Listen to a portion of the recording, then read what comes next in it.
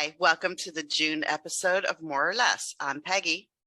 And I'm Cody, and this episode is brought to you by Baker Orthotics and Prosthetics. We're here for all of your orthotic and prosthetic needs. Give us a call today, 817-332-7313. Awesome. Peggy, we're talking about summer. We are talking about summer. I love summer. It is one of my 4 favorite seasons. Oh, yeah. It gets so warm here in Texas. Like summer lasts from like the end of February until the beginning of November, I think. And not so much here. I'm in Northern Virginia, so we actually have very defined seasons.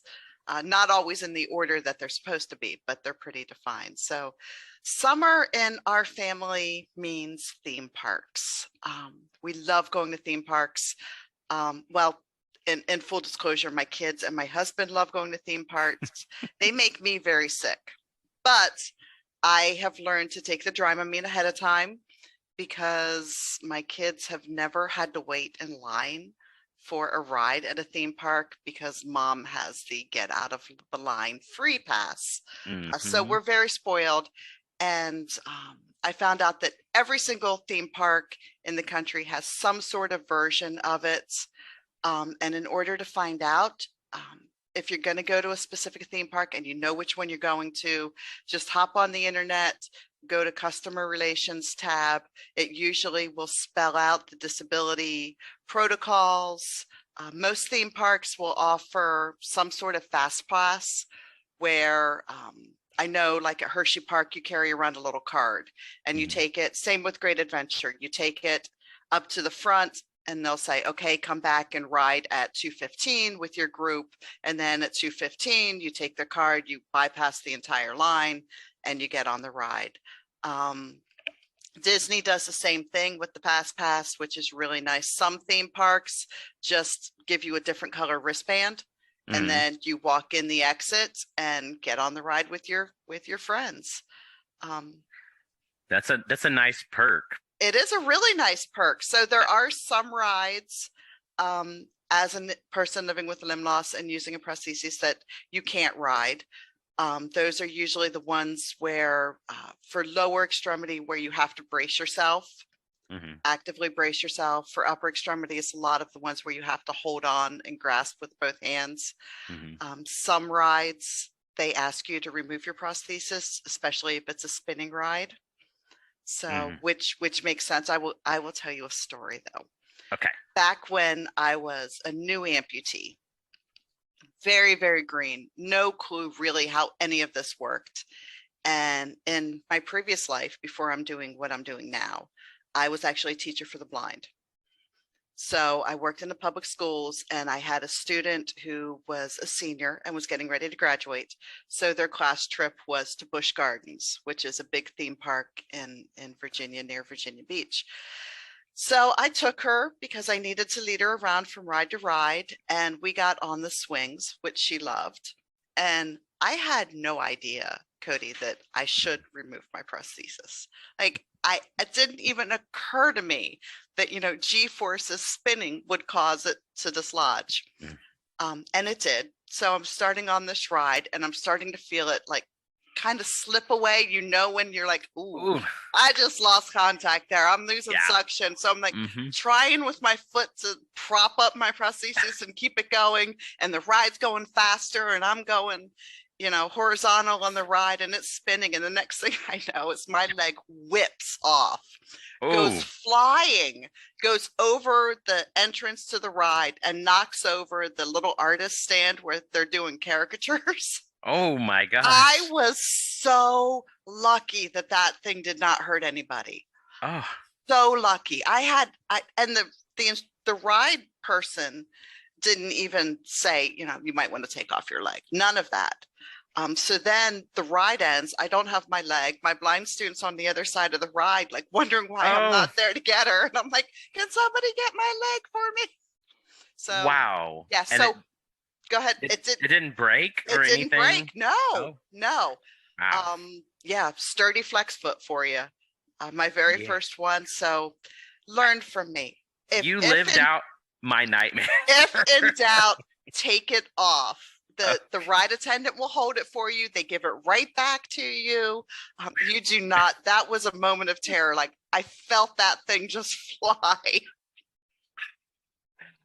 I'm cringing inside so hard because I know that feeling of this is coming away from me. Yes. Not even in just that scenario, but I couldn't even imagine it happening. I mean, I fear it when I do ride rides, but I'm just like to know that you've gone through it. I just feel for you so much right now. Yeah. It was a nightmare. I mean, it just, yeah. So Yeah. learn from me. A lot of times now there's signs up, I call it at Busch Gardens. I personally call it the Peggy sign because I know it was not there the first time I went on the ride. So I like to think that I made a difference. So I think your story was told to me at one point when I was debating the just my negative feelings toward theme parks having all of these stipulations on people with the prosthesis on, and I was like hearing about someone's leg coming off. I think it was It, you. it probably Yeah. was me. Yes. Um, It is frustrating the limitations that can be put on individuals with disabilities at theme parks, but it really is for the safety of not only you as a passenger, but other passengers and other people who were at the park. I know several years ago there was I think he might have been a quad amputee at an amusement park, I believe in Ohio, probably wrong on the state. It's a Midwest state. And he was an Iraqi war vet. I remember that. And he slid out of the harness and mm, died. oh, So that's why, they've really clamped down on the safety rides for your own hmm protocols and things like that. So it is frustrating. You can save yourself a lot of issues when you're riding and going to a theme park with your family if you just look at the regulations ahead of time. It's hmm not a we got you, we don't want you to have fun situation. It really is for safety. yeah, So look on the list, see if there are things that you're not permitted to ride, and just don't even go to that ride with your right. family. Just don't even Isn't wait. isn't there like a test some places pull on the prosthesis? Have you heard of that I happening? have heard that that's kind of old school. They don't really do that anymore. Okay. Now it's more, they have a chart, and if you're single BK, double BK, AK, and they have like just a guide, and they say, okay, this is the ride category that you land into.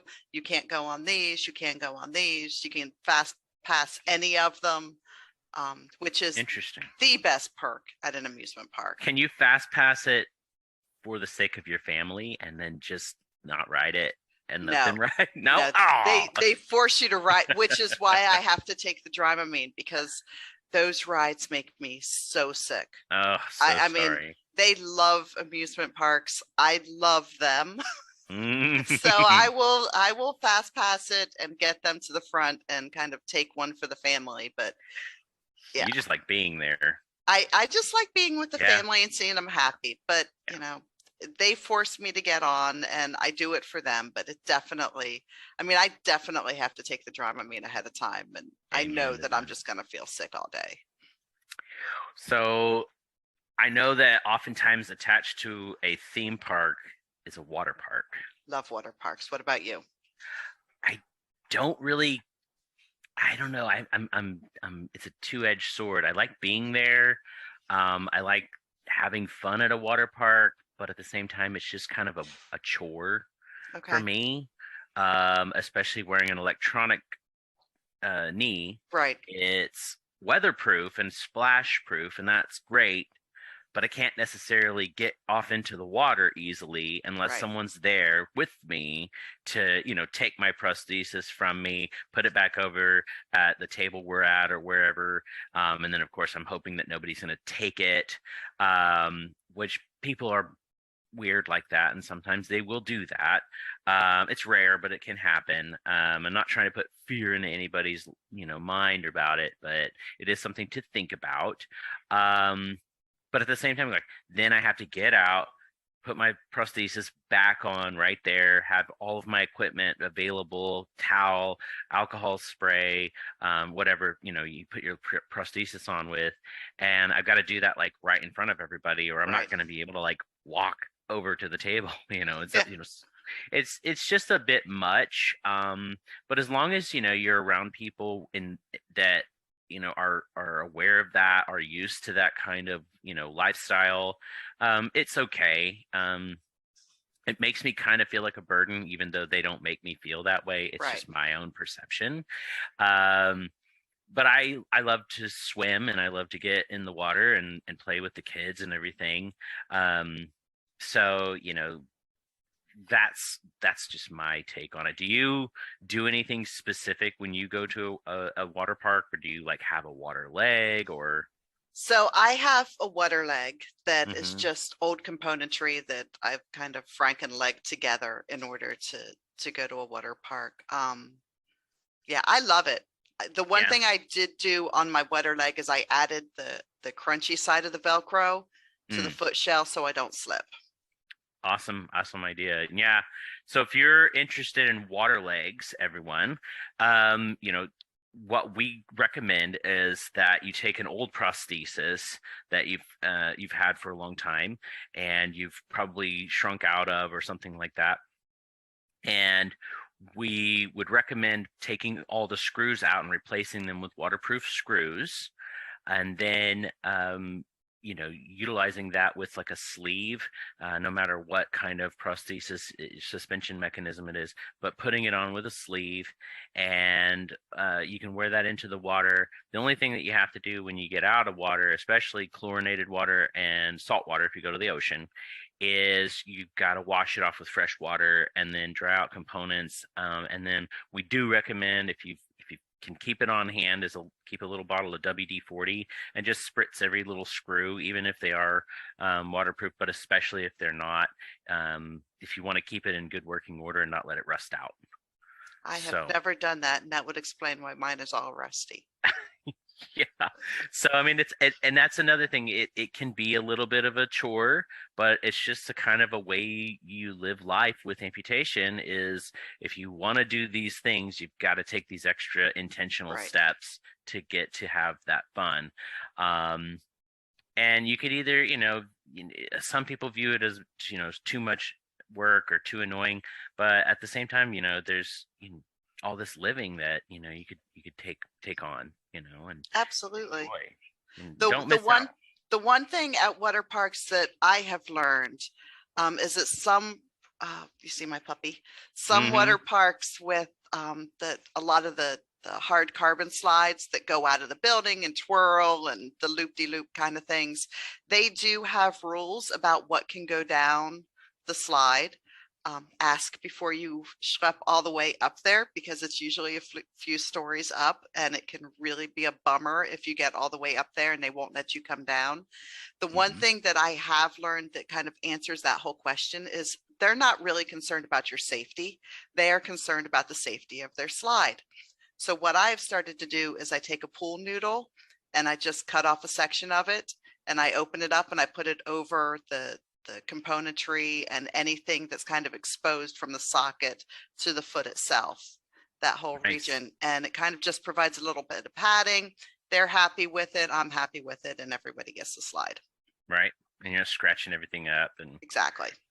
the way you do your chairs and all the other stuff in your house, because you ding them up, and So I we all love know water that. parks. Not a huge fan of the ocean. No. No, I mean I love looking at the ocean, Hmm. but you talk about going to a water park as a chore. To me, that's the ocean. It's hard to walk on the sand. It's Hmm. uncomfortable. I'm It. always slipping. I'm always losing, getting off kilter. Yeah. It's just not fun for me anymore. Yeah. Yeah. I hear that.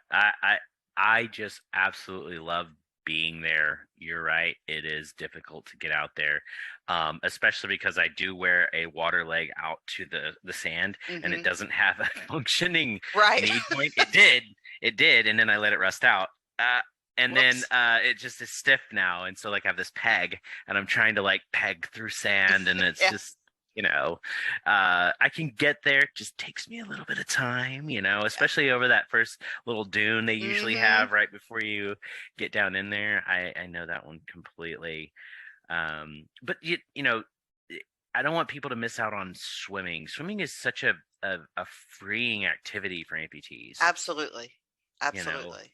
I don't know about you. If you get in the water, do you feel like you're just a little bit more equal to everybody else, like when you get to swimming? 100%. Yes. Yeah, Yes. yeah. So, having a water leg is great to be able to like go out, stand in the water. I will tell you, it's a bit of a chore to maneuver that limb Hmm. through the water, especially for an above knee amputee that doesn't really like lend to the knee extending itself back out because it just drags through the water so much. When I'm in there and I want to swim, not wearing a leg, no That's way. what I do too.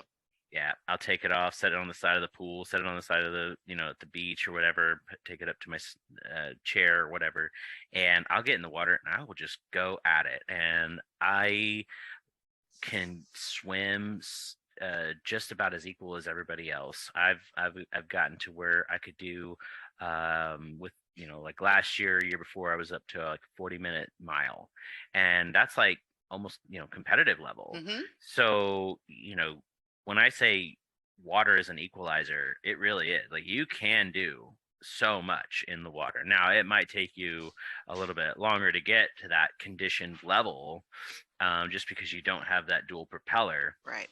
but you can do it. Now, for below the knee amputees, there is the option of putting on like a really good swim fin. I don't know about above the knee. It's kind of difficult to get that whole mechanism to work with just that little lever arm. But I do have some scuba diver friends who are amputees, especially the below knee people. They just love to get out there with a little swim fin on and go at it. Of course, when you're scuba diving, you're not necessarily going for speed or anything. You're just kind of floating in the water. Look into that. If you want to do that, do it. And there's ways to adapt around it, right? Yeah. And talk to your prosthetist, because if you have something that you want to do, um, your prosthetist can't help you make that a reality unless you verbalize that and say, hey, Hmm. is it possible for me to do X, Y, and Z? Or can you help me do this? Hmm. And they'll probably ask, what components do you have on hand? And they will help you put something together. Hmm. The one thing that did come to my mind, and I do want to transition to hygiene in a second, but when you were talking about that you'll take off your leg and put it up by the chair or something like that when you're either doing laps or swimming, not necessarily playing, because that's how I differentiate it.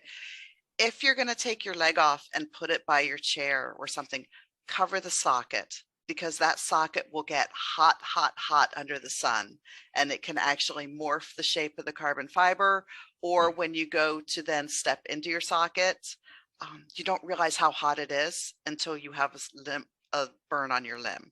Mm. So, make sure you cool it down. If it's too hot to touch, let it cool down, put it in the shade, put a little water on it, but don't go directly into a really hot socket because it will burn. Yeah. Again, keep all of your donning materials with you, like in a bag, like your summer prosthetic bag. Um, so the other thing I wanted to mention before we just kind of switch gears here, ask about a Challenged Athletes Foundation grant for swimming legs if you're really, really interested in doing that. And I know that they can provide some of that componentry for that. Very good. So And the application for that, I believe, starts in September. it does. It Right. starts in September. It ends in, I think, November. And then they award the items in the following spring in April. But now is the time to start thinking about that. Yes, Great point. do think about it. And you have to be a year out from amputation before you can apply. And All there's a whole right. process to talk to your prosthetist about it. But And I'm sure if you keep listening to this podcast, we will probably in September go over all of that in depth. oh So yeah, we're stay gonna have a tuned. big. Oh yeah, we'll get you some details on Oh, that. definitely. Sure. So, I love theme parks. You love swimming. It's all great. The one thing I hate in the summer, and it's the scourge of every person I think who is living with limb loss, limb difference, is the socket sweat. You just, it gets so hot in that liner, really uncomfortable. I know you can actually sweat to the point where you lose suspension and you just, will come right out of it. So the one thing that I have discovered really helps is I will just spray my limb down with antiperspirant spray. I spray it once, let it dry, spray it twice, and then don as normal. And it really does help keep the sweat and all of that in check. It is another step in the morning that you have to go through. But if you know that you're going to be outside, or you know that you're in a very hot area, or if you have a tendency of kind of sweating out, it's really something I would recommend checking into. Yeah, absolutely. And there's actually a prescription strength, or actually it's just under prescription strength. Certain Dry Hmm. has a really great wipe on, spray on, uh, antiperspirant that you actually have to apply the night before you're going to do something sweaty. So you have to put it on, let it kind of soak in overnight, and then put your prosthesis on in the morning. You don't want to put it on right then, just because it will make you just way too dry for that day, even if you do sweat. So check that out. Certain Dry's really great product. If you plan ahead like Cody, try Certain Dry. If you don't plan ahead like Peggy, go ahead and just spray it down with There whatever you you go. have. There you go. And 2 applications. I like that. That's a good, Yes, yeah, let it dry to 2. Okay. I've walked straight out of my prosthesis in the past. I it's do a not lot of fun. work in my garage. No. I walked out of it and fell pretty hard actually last summer, right on my tuchus, and it Yeah, was that's very hard. painful. So, in the future, now if I know I'm doing something sweaty, I'm gonna roll some antiperspirant on beforehand. Absolutely. Um, Sweating in your socket, can also leave it grimy, you know, Yes. and, you know, having that bacteria build up on your liners and everything that can cause skin irritation. And the Okay. smell is And the embarrassing. smell, it can be definitely embarrassing. And there are some mechanisms, some methods to stave that off and to keep that from happening. We absolutely recommend you wash your liner and sleeve and socket. Ah, there's 3 things People there. forget that one. Yep. Good. Yep. Clean those every single day with at least antibacterial soap and water, and then dry them out, okay, with a hand towel, and then leave them out to dry overnight as well to get the rest of the moisture off of them. Um, but one product that we've been just enjoying, Peggy, myself, and our other co-host James, who, by the way, I'll just say he couldn't make it today because he is out helping a fellow amputee, mentoring them post amputation, and he is doing the good work of peer counsel right now. Yes. But we've all been enjoying the liner wand, Very and much. Yes. yeah. It has been a game changer for me. And I will be honest, I really, when I first received it, I thought, oh, what a good idea. And then I didn't realize how how much I have come to depend on it. That if I go for a while and I don't use it regular, you can tell. I mean, your Mhm. liner feels different. It smells different. Self-awareness is very important. Like that, just like self-consciousness is just it can really take your day in a different direction. It does, right? Yeah. But it works. It's just a little wand. You crack it twice and you kind of just wipe down your liner, let it dry, and Mhm. it coats it with I think it's antibacterial. Is that it coats It's it with extremely antibacterial, and it it's coats also it. somewhat antiviral. That's what, okay. So it coats it with um basically a chemical that they also use in operating rooms and things like that to keep things sterile. It's a Mhm. different formulation for the liner, but I've also used that inside my socket as well to kind of just Mhm. wipe that down. Yeah. But it's the linerwand.com. Highly recommend. Check it out. Let them know that we sent you. We don't get anything, but they'll be happy to say hi. And we only recommend it because it works so well. You actually can feel the difference if you're, experiencing a lot of itch.